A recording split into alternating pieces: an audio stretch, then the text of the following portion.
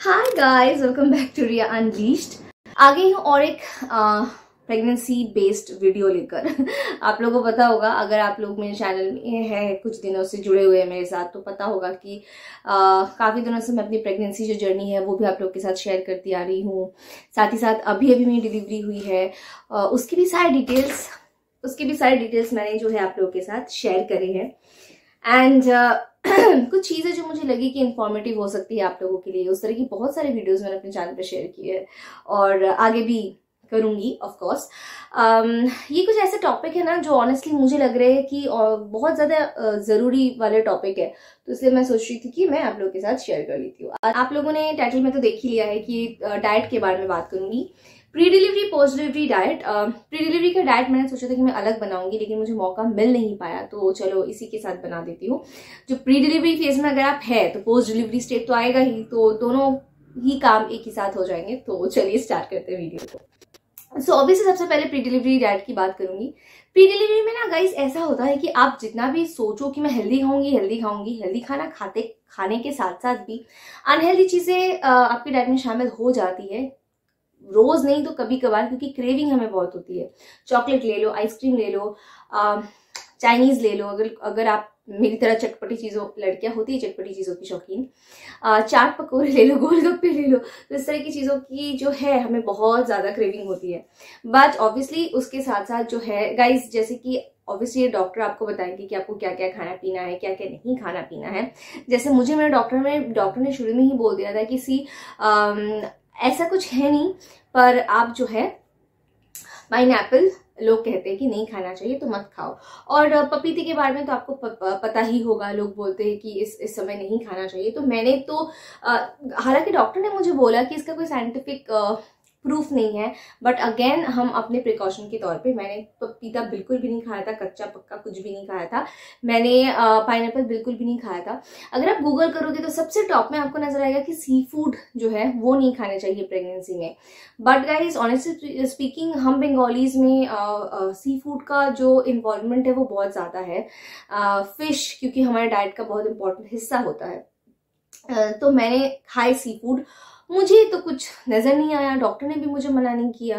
And touchwood my baby is healthy as of now. भगवान की कृपा से आगे भी वो अच्छी रहे, बिल्कुल तंदुरुस्त रहे। आप लोग प्लीज दुआ कीजिएगा। सो ये कुछ चीजें हैं, बहुत सारी चीजें आपको गूगल पे मिल जाएगी कि ये नहीं खाना चाहिए, वो नहीं खाना चाहिए। अगेन आपको डॉक्टर से पूछना है। एंड बहुत सारी फैमिली में भी बहुत सारे ट्रेडिशंस होते हैं, है ना, तो वो सब चीजें जो भी है वो आप पे डिपेंडेंट है। मैंने जो चीजें खाई थी मैं बता देती हूँ।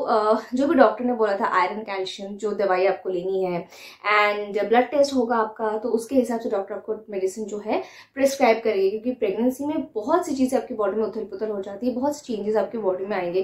पहले जो चीजें नहीं थी वो आ जाएंगी, जो चीजें थी वो चली जाएंगी। ये सारी चीजें बहुत ज्यादा होंगी आपके साथ, तो मेंटली प्रिपेयर रहिए इन सब चीजों के लिए। साथ ही साथ डाइट में सारी चीजें आपको खानी है जो हेल्दी है। हेल्दी चीजों में जो भी आता है, वेजिटेबल्स हो गया, अगर आप नॉनवेज खाते हो तो अंडा, है ना, चिकन बहुत ज्यादा अच्छा होता है, अंडा बहुत अच्छा होता है, चिकन भी बहुत अच्छा होता है। फाइबर जितना हो सके आप अपने डाइट में इंक्लूड रखिए, क्योंकि कॉन्स्टिपेशन का प्रॉब्लम आपको फर्स्ट ट्रिमेस्टर में आएगा ही आएगा, तो उसके लिए फाइबर आपकी डाइट में होना बहुत जरूरी होता है। वेजिटेबल्स आपके डाइट में होना, फ्रूट्स आपके डाइट में होना बहुत जरूरी होता है। डाइटरी प्रोडक्ट्स भी जितना डेयरी प्रोडक्ट्स भी जितना आप ले सको, है ना, दूध, कर्ड, पनीर, है ना, इस तरह की चीजें जितना आप खा सको उतना चाहिए। बेसिकली आपको अच्छी चीजें खानी है। बाहर के खाने पीने के ना ऐसा होता है कि बॉडी टू बॉडी डिफर करता है। फर्स्ट ट्रिमेस्टर में मुझे इतनी क्रेविंग नहीं होती थी। सेकंड ट्रिमेस्टर जिसे हनीमून पीरियड कहते हैं प्रेगनेंसी का, वहां उसमें आपको क्रेविंग होगी। नाउ आपकी बॉडी कितना झेल पा रही है, कितना डाइजेशन पावर आपका कैसा है। सेकंड ट्रिमेस्टर में डाइजेशन पावर बेहतर होना स्टार्ट होता है, तो आपकी बॉडी अगर उस चीज को एक्सेप्ट कर रही है देन ओके। अगेन आप प्लीज एक बार अपने डॉक्टर से कंसल्ट कर लीजिए। मैंने तो खाया है, मैंने इडली डोसा जोमेटो स्विगी से मंगवा के बहुत खाया है। मैंने I use to eat a lot of, not lot of but हाँ, गोलगप्पे भी मैंने खाए हैं। लास्ट के दिनों में तो बहुत गोलगप्पे खाए मैंने। शुरू के दिनों में भी बहुत क्रेविंग होती थी, पर मिलता नहीं था हमारे एरिया में। गोलगप्पे वालों की थोड़ी सी शॉर्टेज थी। और मेरे फर्स्ट सेमेस्टर के दौरान तो सेकेंड वेव बिल्कुल पीक पे था। ओके, उसके बाद मुगलाई, उसके बाद आप चाइनीज ले लो। मुझे चाइनीज मेरा फेवरेट कुजीन है, बहुत दिल करता था चाइनीज खाने का, लेकिन मेक श्योर करना, रेस्टोरेंट में कॉल करके, जोमेटो में मैसेज ड्रॉप करके भी मैं कॉल करके उनको बोलती थी कि मेक श्योर करना मेरे डाइट मेरे खाने में जो है अजीनोमोटो बिल्कुल ना हो, वो बेबी के लिए बहुत हानिकारक होता है। तो ये चीजें हैं। पानी आपको बहुत पीना है ना, टाइम टू टाइम खाना आपको खाना है। खाना नहीं खाओगे ना आप प्रेगनेंसी में तो बॉडी खुद खाना मांगती है, आपको नौशिया फील होगा, आपको खाली स्टमक रहोगे तो बहुत ज्यादा आपको नौशिया फील होगा। तो ये सारी चीजें हैं। बेसिकली आपको अच्छी अच्छी चीजें सारी खानी है, दवाइयाँ जो भी डॉक्टर बोल रहे हैं वो खाना है। मेरे बेबी का वेट थोड़ा कम, डॉक्टर कह रहे थे कि बेबी छोटा है, तो डॉक्टर ने मुझे जो है एग्री प्रेग करके एक पाउडर सैशे टाइप का आता है, थोड़ा सा महंगा आता है, वो मुझे लेना पड़ता था। साथ ही साथ मुझे प्रोटीन पाउडर डॉक्टर ने मुझे सजेस्ट किया था, वो मैं उस वक्त नहीं पी सकती थी क्योंकि मुझे बहुत नौशिया होता था, बहुत उल्टी आती थी। अभी मैं पी रही हूँ क्योंकि अभी भी, जिस पे हम आएंगे पोस्ट डिलीवरी डाइट पे, अभी भी बहुत इंपॉर्टेंट होता है, अभी भी बहुत इंपॉर्टेंट है कि मैं डेयरी प्रोडक्ट अच्छे से कंज्यूम करूँ ताकि मेरा जो मिल्क प्रोडक्शन है वो अच्छे से हो सके। तो वो प्रोटीन एक्स का जो पाउडर है अभी मैं दूध के साथ उसे मिक्स करके रोज लेती। बहुत सी फैमिली में बहुत सी चीजें होती है, लड्डू बनता है, घी, जैसे घी मक्खन तो मैंने बहुत खाया पिया है, घी मक्खन इस तरह की चीजें। ऑब्वियसली जैसा कि मैंने बोला कि अच्छी अच्छी चीजें आपको खानी पीनी है। अगर आप एक तरह के जो ब्रेकफास्ट वगैरह से उब गए, जैसे मुझे ब्रेकफास्ट खाने की बिल्कुल इच्छा नहीं होती थी, तो अलग अलग जितना हो सके आप थोड़ा सा एक्सपेरिमेंट करने की कोशिश करो। बहुत सारे आपको इंटरनेट पे ऑप्शंस मिल जाएंगे कि हेल्दी ब्रेकफास्ट ड्यूरिंग प्रेगनेंसी आप क्या क्या ले सकते हो। ओट्स का चीला ले लो आप, है ना, आप सूजी ले लो, आप दलिया ले लो, आप खिचड़ी ले लो, जो आपको सही लगे ठीक है, आप ले लो। मैंने अपने प्रेगनेंसी में मस्त खाया पिया, बिल्कुल कोई रोक टोक नहीं की। बहुत स्वीट की क्रेविंग होती थी, मीठा भी जम के खाया है, दही जम के खाई है मैंने, मीठा जो मिष्टी दही होता है हम बंगालीज में। मेरी बॉडी एक्सेप्ट कर रही थी, मेरी बेबी ने मुझे सपोर्ट किया, कुछ भी इश्यू नहीं आया। तो ये है। लेकिन जो भी खाना बाहर से मंगवा रहे हो या बाहर जाके खा रहे हो, अगर जा रहे हो बाहर डाइनिंग आउट के लिए, तो मेक श्योर करो, उनको बोलो कि सी आई एम प्रेग्नेंट, तो प्लीज मुझे फ्रेश खाना प्रोवाइड कीजिए, पुराना बासी है ना खाना मत दीजिए। कई बार वो दे देते हैं, उनको क्या है, कई बार हमारी बॉडी नॉर्मल लाइफ में एडजस्ट कर लेती है, लेकिन प्रेगनेंसी में बहुत सी चीजें हमारी बॉडी एक्सेप्ट नहीं करती, और बासी खाना, खराब खाना हम खाएंगे भी क्यों, ऑब्वियसली नहीं खाना पीना चाहिए। सो हाँ, ये सारी चीजें। घी मैंने बहुत खाई, तली हुई चीजें भी मैंने बहुत खाई, बहुत चटपटे खाने की बहुत इच्छा होती थी, तो वो भी जम के खाई है मैंने। बाय गॉड्स ग्रेस मेरे स्किन में पिगमेंटेशन वगैरह मतलब ऐसा कुछ नहीं आया। बहुत सारे लोगों को बहुत सारे प्रॉब्लम्स हो जाते हैं, पार्ट ऑफ प्रेगनेंसी है, तो वो प्लीज आप अपना ध्यान रखिएगा। पानी बहुत पीजिएगा प्लीज, पानी, जूस। अगर आप डायरेक्टली फ्रूट्स नहीं खा पा रहे हैं तो जूस बनाकर, है ना, बहुत सारे लोगों को डायरेक्ट फ्रूट नहीं पसंद होते हैं तो जूस वगैरह भी आप ले सकते हैं। ये हो गया बेसिक हमारा प्री डिलीवरी डाइट। बाकी डॉक्टर तो है ही आपको हेल्प आउट करने के लिए, I am not the specialist, मैं सिर्फ अपने एक्सपीरियंस के बेसिस पे बना रही हूँ ये वीडियो।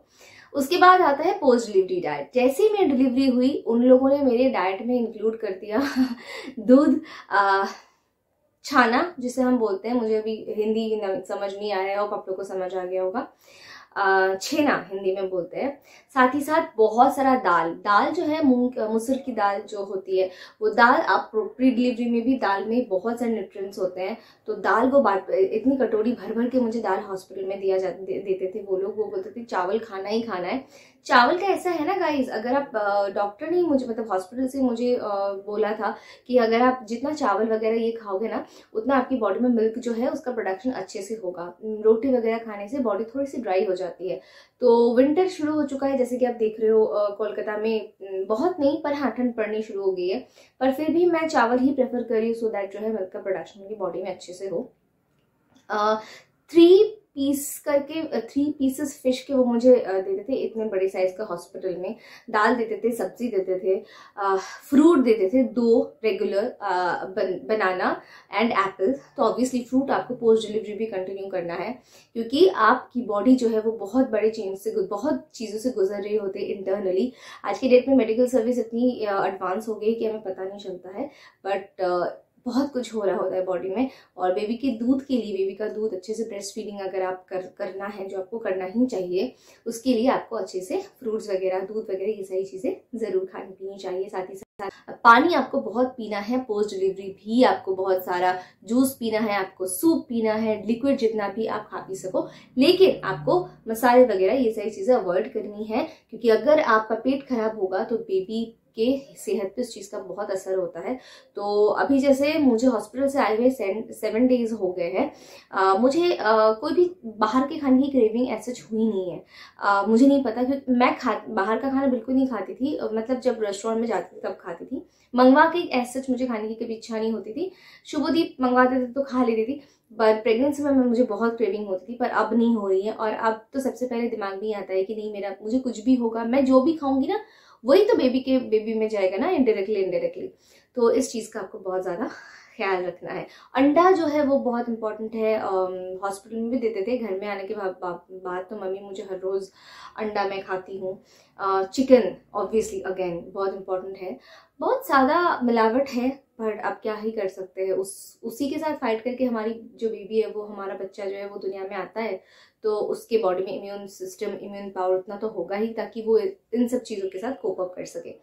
एंड हाँ, यही चीज़ें मैं फॉलो कर रही हूँ। सुबह उठ के खाली पेट जो भी आपको दवाई लेनी होती है, क्योंकि पोस्ट डिलीवरी आपको गैस फॉर्म ना हो, क्योंकि एंटीबायोटिक पेन किलर की वजह से जो है हमें बहुत सारी दवाइयाँ लेनी पड़ती है, तो गैस की दवाई मुझे लेनी होती है।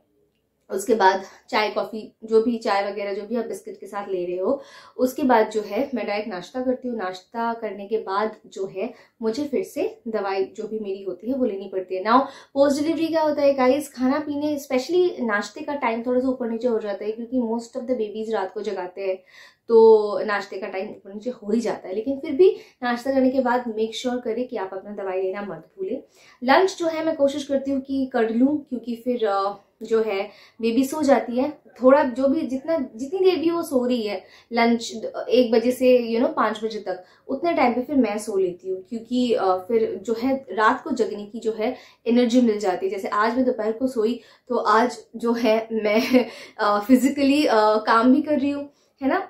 शाम से अभी रात के 9 बज रहे हैं, फिर मैं मेंटली प्रिपेयर्ड हूँ, मुझे रात को जागना है और मैं जाग लूंगी, मैं 3 बजे तक आराम से जाग लूंगी। मैं फिर मम्मी शायद थोड़ा सा सपोर्ट दे दे, तो इस तरह से हमारा हो रहा है, तो करना ही पड़ेगा। तो ये हो जाता है। डिनर भी ऐसा हम कोशिश करते हैं कि मेरी बेटी जो है वो 10 बजे से लेकर 1 बजे तक, हालांकि उसका टाइम शेड्यूल कुछ फिक्स नहीं है, कभी सोती है कभी सोती नहीं है। कल वो सोई नहीं, डायरेक्ट 2-2:30 बजे तक जाग रही थी वो। तो वही है, डिनर भी जो है टाइम पे कर लीजिए। हाँ, एक बहुत इंपॉर्टेंट चीज़ है, बेबी को फीड कराने से पहले और बेबी को फीड कराने के बाद मेक श्योर करना है कि आपको पानी पीना ही है।